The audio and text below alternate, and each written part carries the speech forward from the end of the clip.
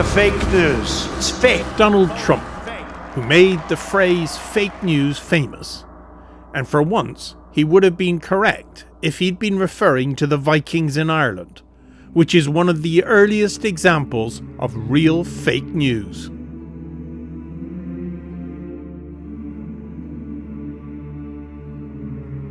Why is that? Because the only people who could write books that recorded the history are the very ones that were being targeted by these marauding raiders looking for the church's riches. Save us, Lord, from the wild Northmen who lay waste our country. They strangle the crowd of old men and of youth and of virgin boys. Repel from us all evil. The people writing the history were fearful of the Vikings. They had a vested interest in presenting them as, bloodthirsty savages. They were violent and aggressive, and they did launch lightning raids around the coast of Ireland and Britain and beyond. Nobody had quite seen the like of it before. But the monks and the monasteries were no strangers to violence. The world of the 800s was a time of constant fighting, with local chieftains and monasteries all raiding each other and killing and stealing for power and control.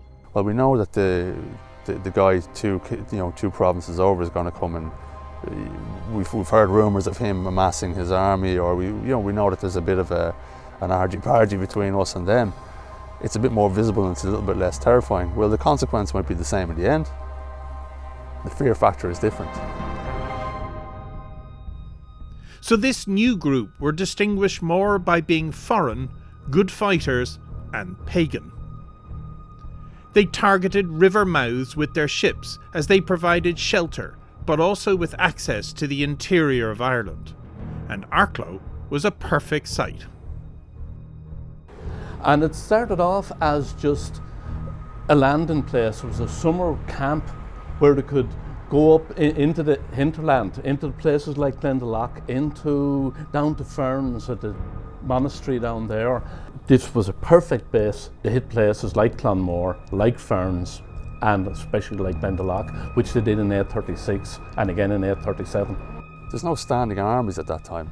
There's no garrison of people sitting around waiting for trouble to erupt. There's no police force or anything of that nature. So if something happens, you need to get your people together first of all, figure out what's going on, figure out where the threat is coming from, and how are you going to address that. And then, because we know in Ireland there's no kind of nucleated settlement, there's no towns. So by the time you kind of get the whip around going and get everybody together, the Vikings or whoever could be raiding could have been and gone already. In these times, it was bad weather that monks prayed for. The wind is fierce tonight. It tosses the sea's white hair. I fear no wild Viking sailing the quiet main. Donald O'Crown, the late professor in UCC, he, going through the annals, he identified, I think it was 117 different raids on monasteries, 17 of which were attributed to the Vikings, which means 100 weren't. To get over the channels, the narrow channels, they had to find a deep pool they could use as a harbour, just about half a mile up river. And that pool is called Pound of Collie locally. Now, Pound of Collie means nothing in Irish, English, or Norse. It's a corruption of the Irish Paulachala.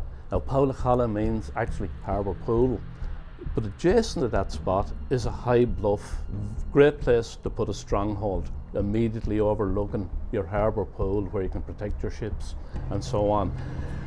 And from that, the Normans came down in the 12th century and built on that, they developed it, but they only developed what the Vikings had already put in place. In 1962, over in Roskilde in Denmark, in mud flats at Roskilde, they came across the remains of 6 11th century Viking longships. Now, it's been known for a long time that you can date wood by tree rings and other tests. But it's become so sophisticated now that the chemical composition of a piece of timber is a fingerprint. And you can actually say roughly where the tree was likely to have grown. Now, in one of those 6 wrecks that were recovered, showed that the timbers are actually felled in the Wicklow, Glendalough area. If those timbers were felled in Glendalough, the timbers would have been floated down this river, because this is the river that flows through Glendalough and comes out at the sea here. If there was this, and we know there was an established Viking settlement, they would have had the skills to build the boats here. And we got in touch with Denmark, with the Roskilde Museum, and we put the argument to this, that this is Arklow built. And they've agreed, and they've actually changed a lot of the signs. They're most famous in an Irish context for bringing the town to Ireland, urbanisation. And we know it was almost certainly happening as well in Wicklow and Arklow at the time. So the Vikings come into that picture and they start aligning themselves with certain kings against other kings.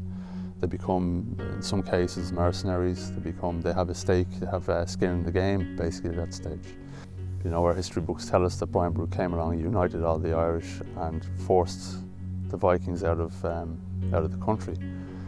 It's not the case. Brian Boru came up to Dublin with an army that included Limerick Vikings, and the people he was fighting against in Dublin were a mixture of all sorts of people, including the Dublin Vikings, to whom he was related to in some way.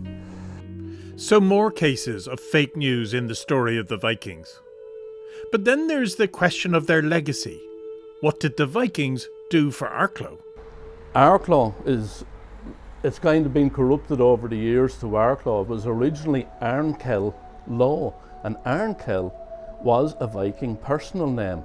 Low refers to the marshy area just west of the bridge, so this was Arklow or Arklow Swamp if you want, but that's where the town came out of. What a lot of people don't realise, it was the Vikings in Ireland that introduced Ireland to coinage, to weights and measures. They had a wonderful international system. They had their own empire that went from the Volga right across to America and Greenland. Their legacy is also to be found in the English language, with hundreds of words such as husband, dirt, law, thrift, loan, sale and saga.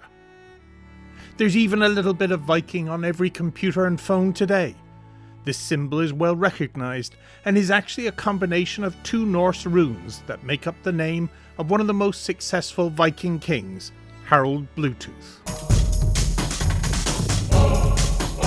The Irish nationalism of the 19th century built a romantic image of the proud, savage Viking warrior of our ancestry, and those images that once created panic and fear became a symbol used extensively in selling goods and even in children's playgrounds. Assumptions about archaeological sites in Ireland in the antiquarian period, where you could have ring forts, which would be from Gaelic Ireland, that would be called Dane Mount, or you could have the modern Bailey castles from the Norman period that would be associated with the Danes or the Norse, and they'd be assumed to have been thrown up by the heathens. And so there's a lot of misinformation at that point in time. But the true story of the Vikings should really be revered for what they truly were. Okay, good fighters, but also world traders and society builders. Arklow owes its very existence to them. But it is the fake news romantic image that survives most strongly in the world of advertising and playgrounds.